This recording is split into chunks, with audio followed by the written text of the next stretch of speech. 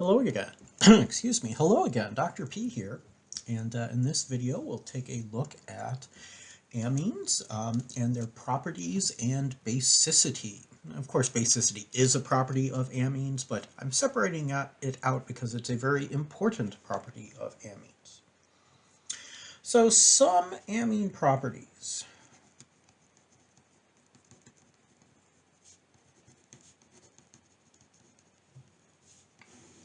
All right. Due to the presence of the nitrogen, amines are polar. And they can hydrogen bond. A tertiary amine could only accept a hydrogen bond, but primary and secondary amines can donate hydrogen bonds as well. Their boiling points are a little bit lower than equivalent alcohols. So what's that? Alcohol of the same number of carbons. They tend to be water soluble.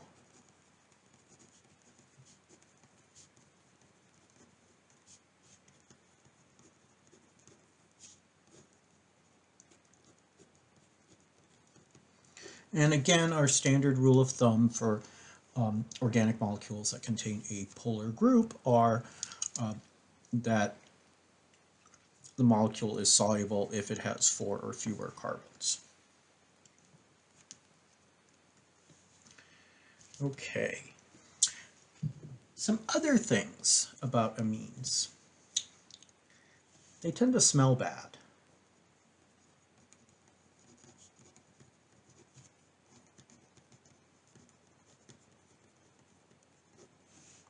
They might smell fishy, for example, kind of a pungent smell. Let me just look up a couple of structures real quick here. The diamines are actually particularly bad smelling.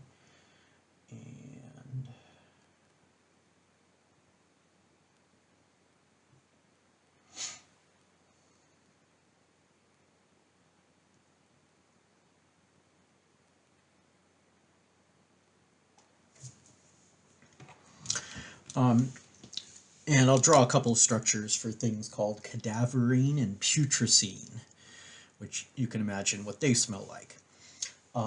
And they are basic. Okay, amines are decent bases. Okay, so I'm really going to focus on the basicity here. Okay, amines are both Lewis bases and Bronsted-Lowry bases. So let's look at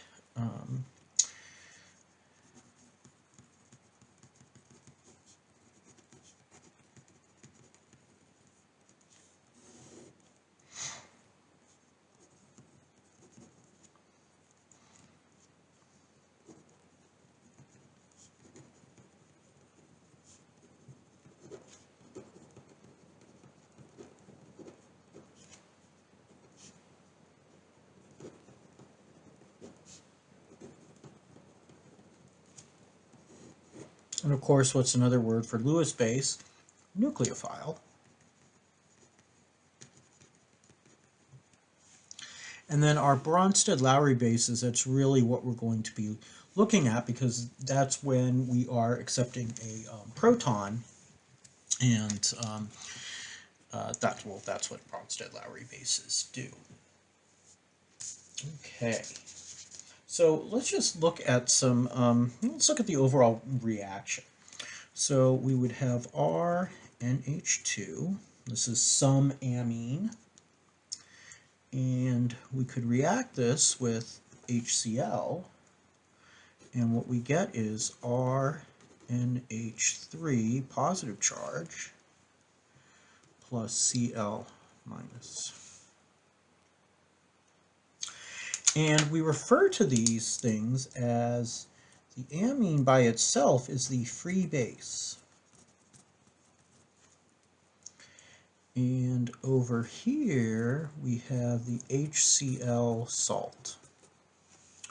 So you can see examples of these terms in, say, pharmaceuticals and also in illicit drugs. First, pharmaceuticals, like if you have, for example, you get over-the-counter, or go to the pharmacist. I guess you have to go to the pharmacist to get real Sudafed. But if you get Sudafed, that's pseudoephedrine, it says on it, on the package, pseudoephedrine HCl. So what it is it's pseudoephedrine that has been reacted with hydrochloric acid to make the pseudoephedrine HCl salt. And so some interesting things. The amines, the free bases by themselves, tend to be smelly, less soluble, and they tend to be liquids.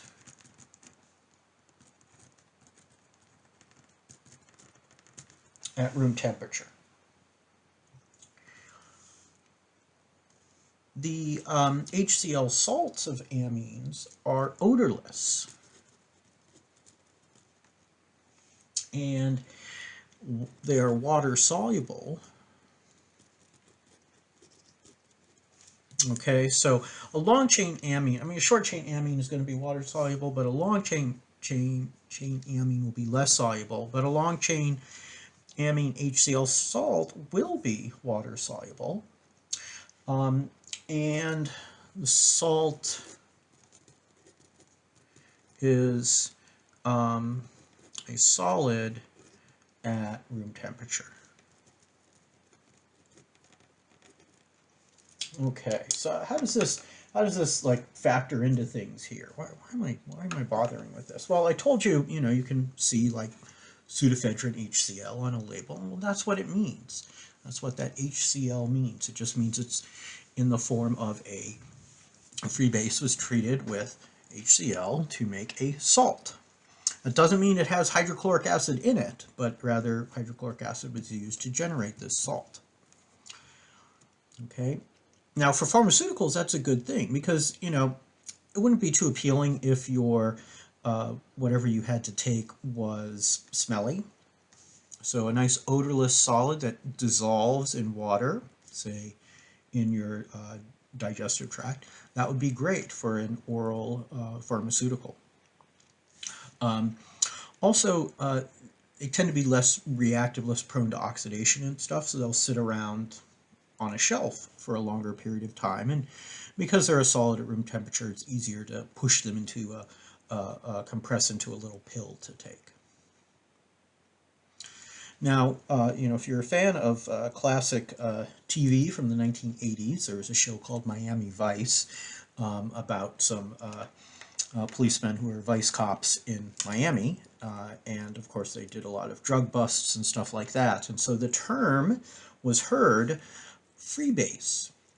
And freebase in cocaine culture refers to not ingesting the HCl salt of cocaine. Cocaine, of course, is an amine, but freebase refers to the cocaine base by itself and ingesting that. And so the word freebase, the term freebase came to be a verb, and it came to refer to actually ingesting, inhaling, whatever, the freebase form of cocaine instead of its salt. So both good pharmaceuticals and bad drugs follow this what was I going to say? Follow this process, this phenomenon. We'll leave it at that maybe. Let's talk about smelly amines. So we've talked about some illegal amines in cocaine, and there are plenty of other illegal and legal amines. Let me give you some more smelly amines here.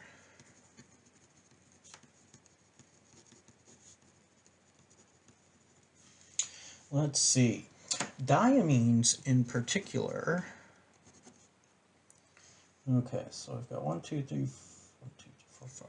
1, 2, 3, 4, 5. And I've got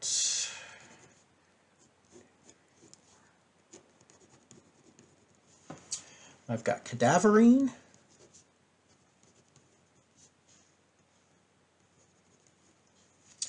and putrescine.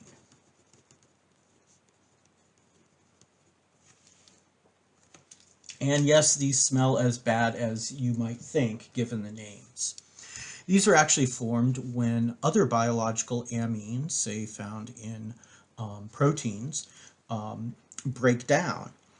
And so decomposing dead stuff will give off these amines. And of course, in their free base form, they're liquid at room temperature. They may be volatile, so easy to smell them. And so, yeah, if you find a dead mouse in your garage, you may notice it because of the smell as opposed to seeing it. And we've had that happen in the Pitcher household a couple of times. Well, once with the mouse and once with the rat. Anyway, but I digress. On a more pleasant note, let's say we had the following, RNH2, and this is our fishy amine. Yeah, you might have noticed if you were reading the chapter from the text that, you know, on the first page of the chapter, there's a photo of a bunch of fish. And the dead fish, as they decay, will release amines, more so than perhaps some other kinds of animals. But so a lot of these amines, they have what we associate as a fishy smell. Now, you know, if freshly caught fish should not smell fishy. Okay, it should smell like clean, not smell like much at all. But if there is a little amine odor going on, you could, for example, use some acid.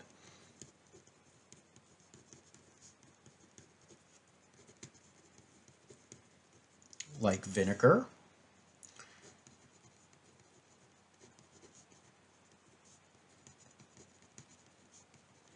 Or we could use citric acid. I'm blanking on the structure for citric acid right now, or I would draw it. And we can get this reaction here. And what happens in this reaction? Well, now we get our NH3 plus and CH3C double bond O, O minus. So we have acetate, and we have an odorless ion. So this is the reason why people would put lemon, in the case of citric acid, or like malt vinegar, in the case of acetic acid vinegar, on fish. The idea being that the acid will protonate the amine and make an odorless ion. And again, it's like, except you're not using hydrochloric acid, you're making this odorless water-soluble ion that, you know, doesn't smell bad, so your fish doesn't taste bad. Now, again, you know, you probably don't want to be eating, you know, really bad-smelling fish, no matter how much lemon or vinegar you put on it. And most very fresh, you know, freshly caught fish is not terribly fishy smelling, but a lot of people just have gotten to like the taste of vinegar or lemon on their fish. But originally, this is what it was for, to sort of fight that fishy amine smell. And yeah, it's making use of the fact that amines are bases. So if you protonate them with an acid, you make something that isn't quite as fishy smelling. Yeah, I mean, I suppose, gosh, if you really wanted to, you could take your fishy amine and just put some hydrochloric acid on it and, you know, do it that way. But that would be weird. I mean, most people, even chemists like me, don't go around with like bottles of dilute hydrochloric acid to sprinkle on our fish. I'd much rather squeeze a little lemon. I'm not a malt vinegar on my fish and chips kind of guy. I'm just like lemon. But anyway, that's neither here nor there. Little side note there. All right. So this is our reaction that's going on when we have an acid and our base, our amine. But let's take a look a little more closely at the basicity of amines. And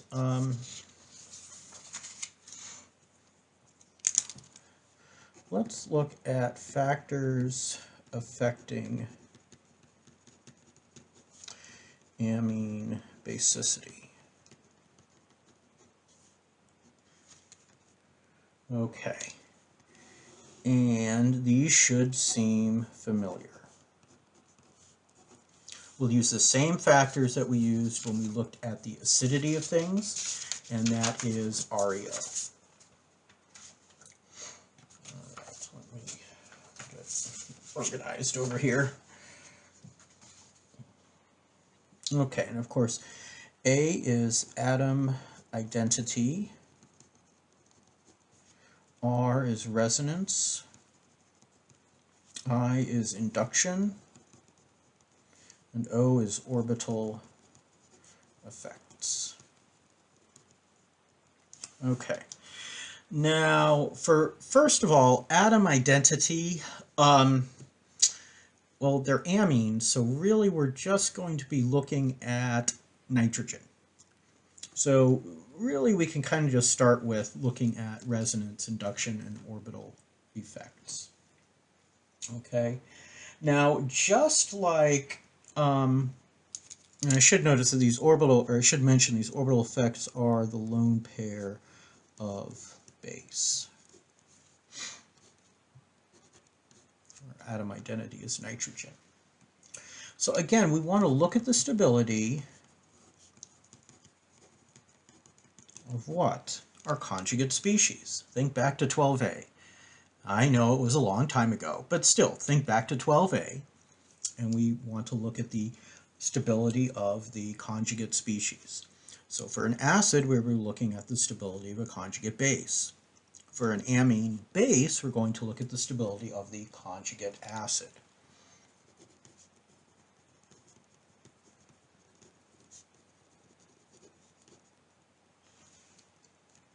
And in this case, that means we're going to be looking at the stability of the positive charge. So, for example, let's say we had ethylamine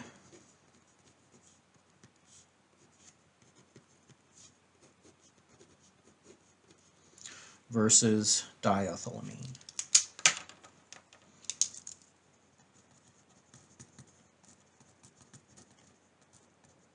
And now our conjugate acids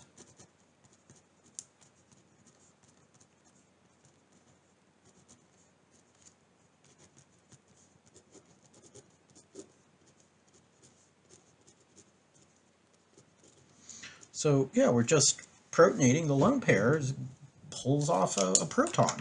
So that's simple to figure out where the proton's going to go. It's going to go on the nitrogen. The lone pair grabs it off of something. And so in this case, this guy is slightly more stable.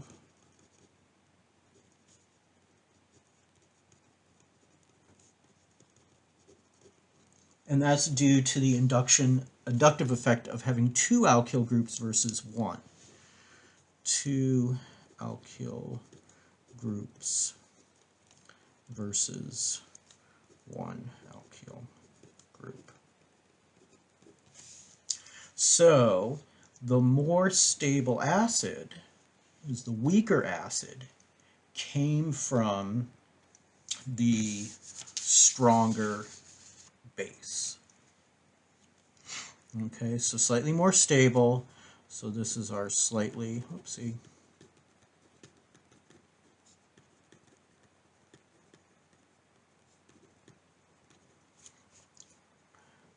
So we'll say here weaker acid. So the weaker acid came from the stronger base. So slightly more stable, slightly weaker acid came from the slightly stronger base. And table 24.1 has some pKa's. Now, normally for this type of reaction here, because this would be, could be an equilibrium, we would do pKb. That would be what we would be interested in. But nobody really deals with pKb's except in Chem 1b. And so what we do is we think of the pKa of the conjugate acid. So higher pKa of conjugate acid means it came from a stronger base. So we can see here in table 24.1, our ethylamine has a pKa of the ammonium ion. This ammonium ion is our conjugate base. I'm sorry, conjugate acid. So we want to look at the pKa of the conjugate acid to figure out how strong our base is. So in table 24.1 here, we see that our ethylamine here has a pKa of 10.75. Our diethylamine has a pKa of 10.98. So slightly higher pKa. You know, hold on. Let me back up a sec here, because this is real easy to get confused about. The pKa of the ethylamine conjugated acid, so protonated ethylamine. Let me, well, you've got it here. pKa equals 10.75, pKa equals 10.98. Okay, so that's what we get from the table. So that means the pKa of our protonated species, our conjugated acid, is higher. So it's a weaker acid, so it came from the stronger base. So we can look at that for some others here, like arylamines, for example. Aniline has a lower pKa for its protonated form. So when we make the conjugate acid of aniline, it's a stronger acid than the conjugate acid of ethylamine. And we see same is true with pyridine and pyrimidine, and wow, pyrrole, when the protonated pyrrole has a pKa of 0.4. I mean, that's like borderline strong acid. So let's take a closer look at some of those effects, because I really want you to get a good handle on this. So let's go ahead and take a look at maybe look at some resonance and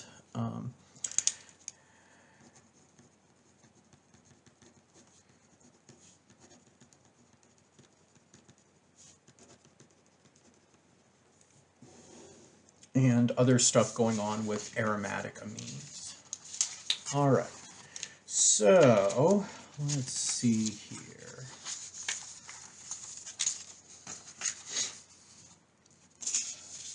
All right, what am I doing here? Sorry, I just have a whole bunch of papers around my little YouTube recording station here. Okay, so let's take a look at something like aniline.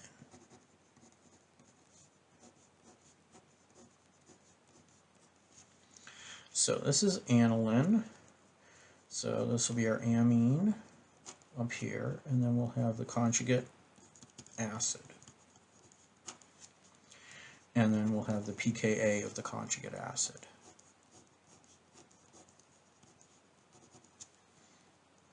Drawing my lone pair, NH3, positive charge. Boom, boom, boom. Our pKa here was what? 4.63 from the table. Okay. Let's look at pyridine.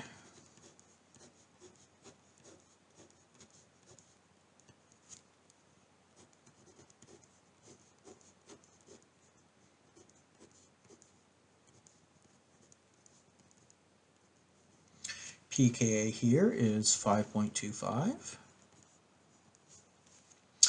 And then I think we'll just do, well, maybe we'll do a couple more here. Let's do, I'm going to skip pyrimidine. Let's do pyrrole, because that's a good one.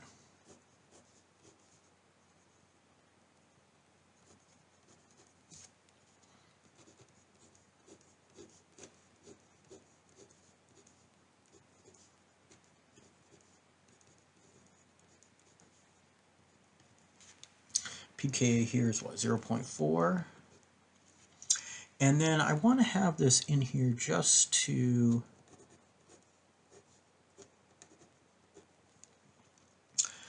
Um,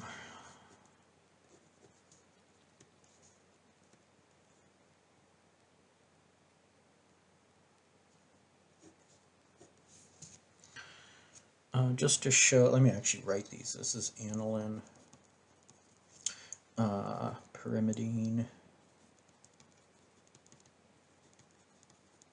sorry, pyridine, I'm sorry. Pyrrole, imidazole, and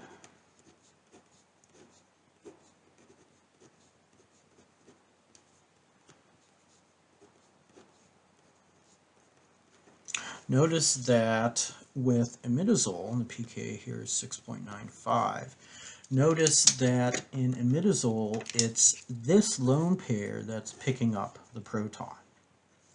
Now, why is that? Well, let's take a look at these in maybe a little more detail. So what do we have going on? Well, in the case of aniline, we have a conjugated pi system. So I've got my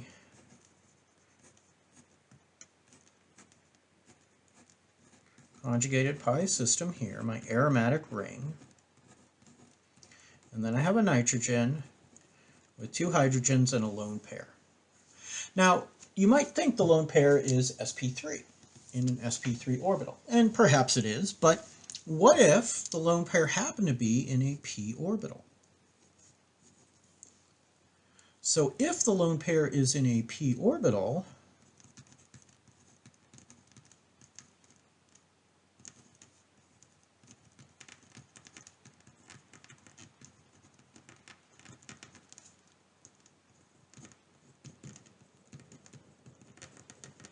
we get overlap with the rest of the pi system. So like this whole thing here, so we've got our pi system here, and that can overlap some too. And that makes it less likely for this lone pair to be available to grab a proton. So the lone pair is partially delocalized over this ring as well. So it just makes it a little more difficult to grab a proton. And so aniline is not as strong a base. What about pyridine? Well, pyridine, here we can look at, this is in an sp2 orbital. So now we have the orbital effect. Remember our ARIO. And so with the orbital effect, our lone pair is in an sp2 orbital instead of an sp3 orbital, so it's more tightly held, it's more stable. So the more stable, it's less likely to react to give these. A more stable species is a weaker base. More stable base is the weaker base. For pyrrole,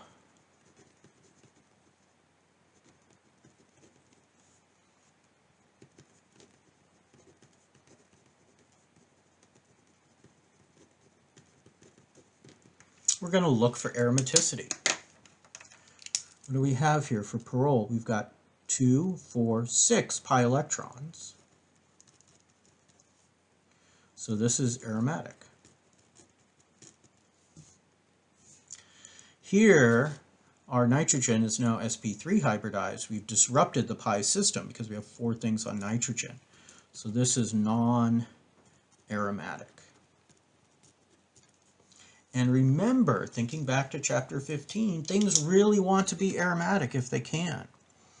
So this non-aromatic pyrrolidine, is that right? Pyrrolidine ion will give up a proton very easily so that it can become aromatic pyrrole. So this is very stable. This is not very stable. It wants to try to get like this, so it's going to give up a proton. Imidazole is kind of a little bit of both pyridine and pyrrole because it's got 2 nitrogens, and one of them has a lone pair that participates in the aromaticity, 2, 4, 6 pi electrons. Notice in the product here, the conjugate acid rather, we still have 2, 4, 6 pi electrons. So this is aromatic, and this is also aromatic. Our lone pair here is sp2. So it's more like pyridine because that's the lone pair that's actually pulling the proton off of something. It's that nitrogen that gets protonated. The other one doesn't because, well, then we'd have a case like pyrrole. So it does get somewhat, it does get a little bit complicated, but you know, you guys should work through some practice problems on these. And you know, just to reiterate here those different factors. Again, we've got you know, atom identity. It's always going to be nitrogen. We have resonance, induction, and orbital effects, and they're not always in this order. So let me just say that, and so we'll say not always in this order of importance. Okay, I mean, we can see here, for example, our let's see, I guess our resonance effect is a little bigger than our orbital effect. Our inductive effect is actually less than the orbital effect, so it's kind of it's not a hard, again, not a hard and fast rule there. Okay.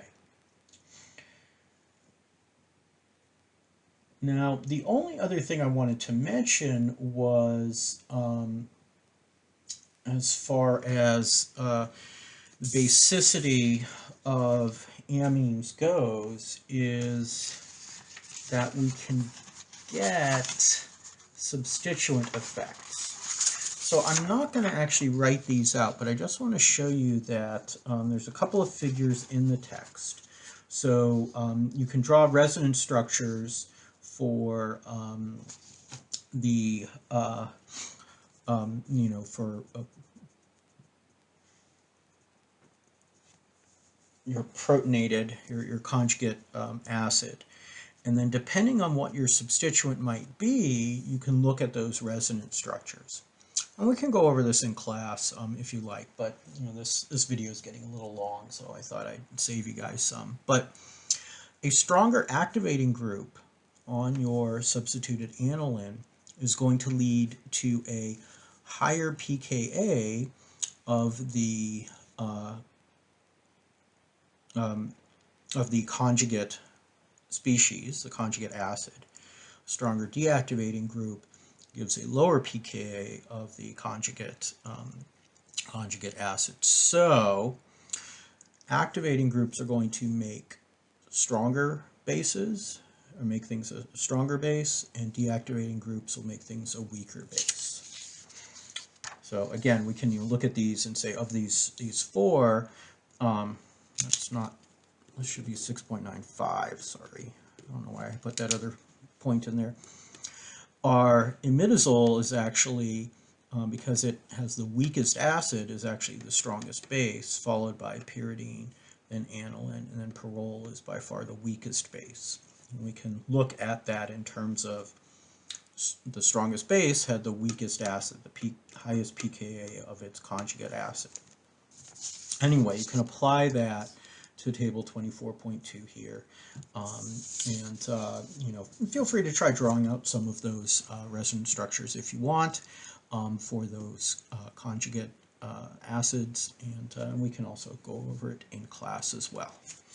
All right, so I spent the last half hour plus talking about fun stuff like smelly amines, why we put lemon on fish, and where the term freebase came from.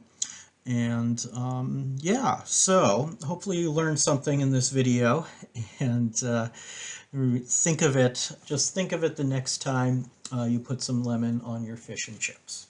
All right, well, until next time, stay safe out there. Bye now.